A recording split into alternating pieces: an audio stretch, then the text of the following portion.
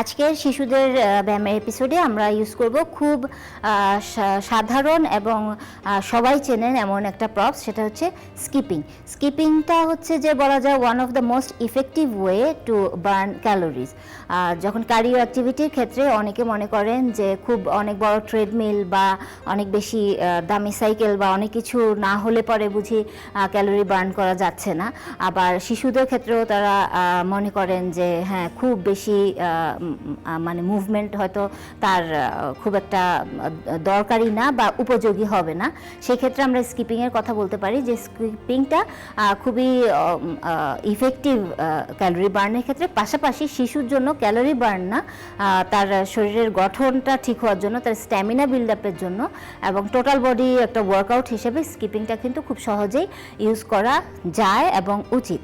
আর আরেকটা হলো যে এটার করার জন্য যেহেতু খুব একটা জায়গার প্রয়োজন হয় না এবং খুব বেশি ওজন না হলে পরে এক্ষেত্রে খুব বেশি সেফটি মেজারও নিতে হয় না, ফলে এটা যে কোনো সময় আপনারা ব্যবহার করতে পারেন। তো আমরা এবার দেখব যে স্কিপিংয়ে কীভাবে বিভিন্ন ভেরিয়েশন করে আপনি শিশুর ব্যায়ামের জন্য এটি খুব ইন্টারেস্টিং ওয়েতে উপযোগী করে নিতে পারেন। আমাকে এখানে হেল্প করবে লিও। ওকে, প্রথমে আমরা দেখব যে নর্মাল স্কিপিং একটা রেঞ্জে। ওকে লিও, স্টার্ট। ফাইন, আমরা ডাবল পায়ে দেখছি, খুব হালকা মুভমেন্টটা যেন হয়, খুব টোয়ের উপরে থাকে, পায়ের আঙ্গুলের উপরে থাকে, গোড়ালিটা না পড়ে, খুব ধুপ ধুপ করে থেমে থেমে না হয়, একটা রিদমের সাথে হয়। Yes, and good, and fine, stop, good. হ্যাঁ, তো যখন তুমি করছিলে তখন কি তোমার গোড়ালিতে পায়ে খুব ব্যথা হচ্ছিল বা হাঁটুতে ব্যথা লাগছিল? না, যেটা হচ্ছে যে অনেকে ভুল করে স্কিপিংটা করে, যে ঠিক মতো অভ্যাসটা না করেই খুব জোরে জোরে ফেলেন এবং গোড়ালিতে প্রেশারটা দেন, বা দেখা যাচ্ছে যে একবার করছেন আবার থামছেন আবার করছেন। হ্যাঁ, রিদমের সাথে জিনিসটা করা লাগবে এবং আঙ্গুলের উপরে থাকতে হবে, পুরোটা গোড়ালি সহ না ফেলে।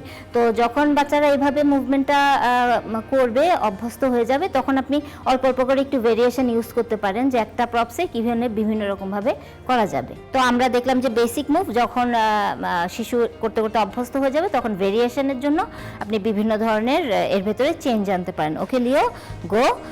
সিঙ্গেল লেগ, প্রথমে ডাবল লেগে, then I'll change. Okay fine, then yes single leg and then again change double leg and then again single leg, অন্য পায়ে আবার, good, and then again double leg. Okay okay, nice.